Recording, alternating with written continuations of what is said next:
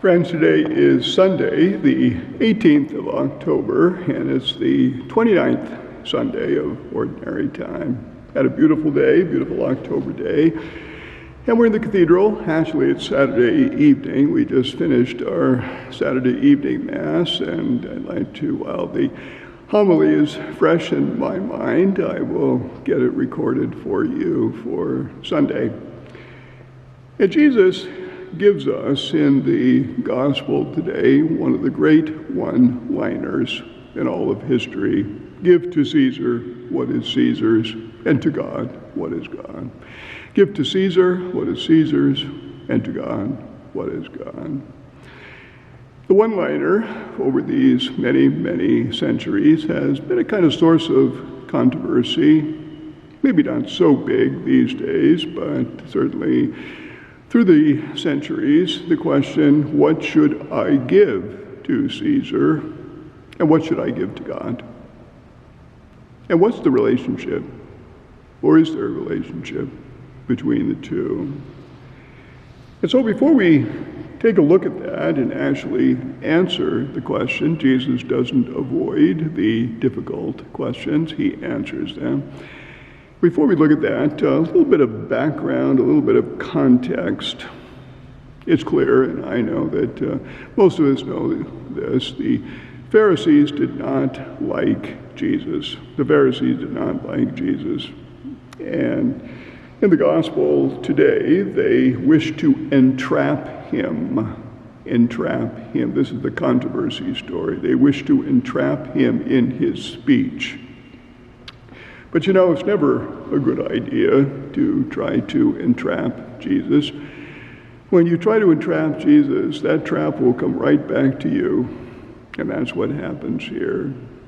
So, a little bit more of the context that I've mentioned before. The Pharisees were Jews who interpreted the law very, very strictly and very, very rigidly, with a kind of uncompromising manner about them.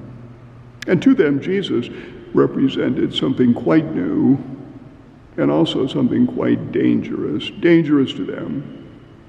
Because what was important?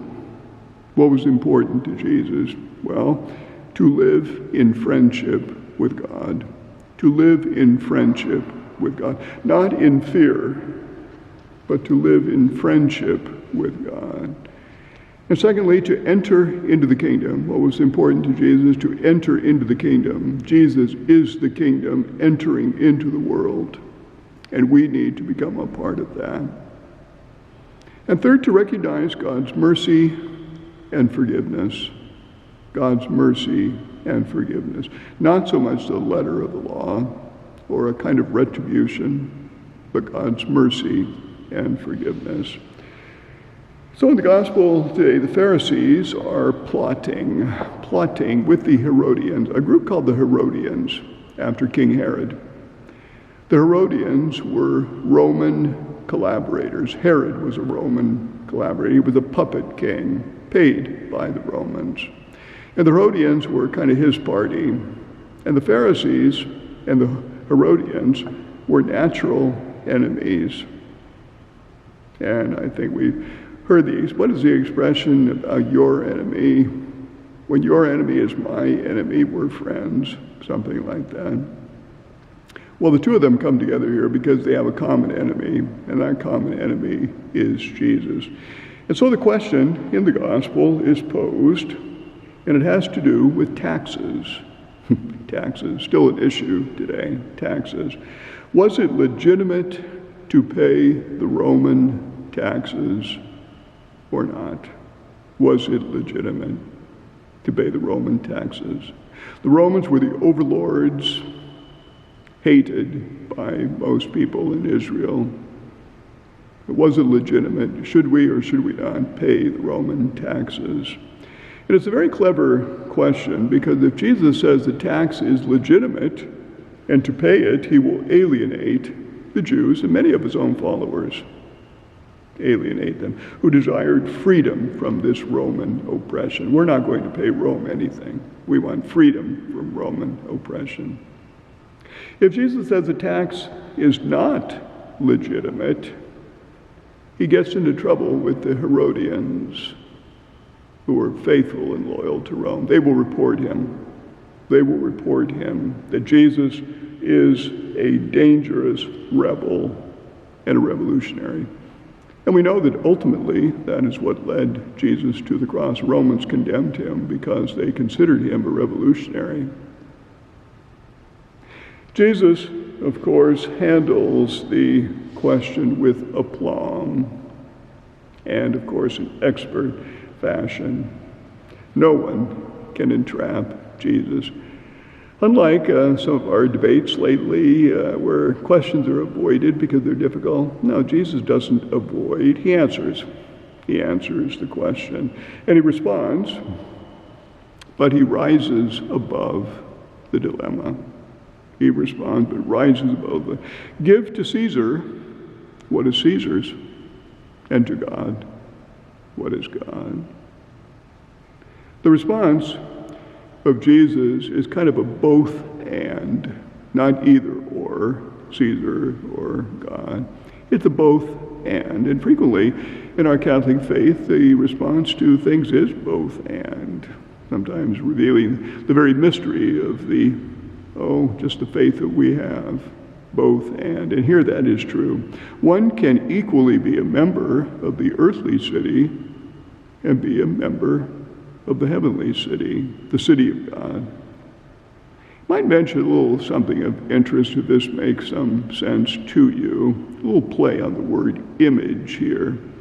The question is asked, whose image is on that coin? Whose image? A little denarius or something very small, a coin with very small worth. But on that coin was an image.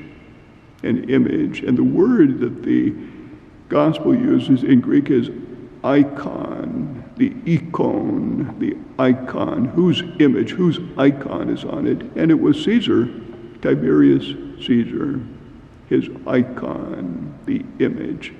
And the play is that in the book of Genesis, in the Greek, it says that you and I, all humanity, were created in the image of God, the icon of God. So you and I are an icon of God. I never really thought about that or considered that, but it's a very, very important point when Jesus says, whose image is on that coin, or whose image is on you and me. And the image, the icon on you and me is God. The coin belongs to Caesar. We belong to God. Icons of God. That's a good thought to hold on to. When people see you, what do they see? Do they see an icon of God? Give to Caesar, give to God. In some, Jesus recognizes the legitimacy of the state. Might not want to hear something like that. And even the practice of taxation, while not discounting the importance of our responsibility to God. To love and to serve God is not to detract from the allegiance we have to our country. Both and. So give to Caesar what is Caesar's, and to God what is God's. Hold that thought, and we will see you on Monday.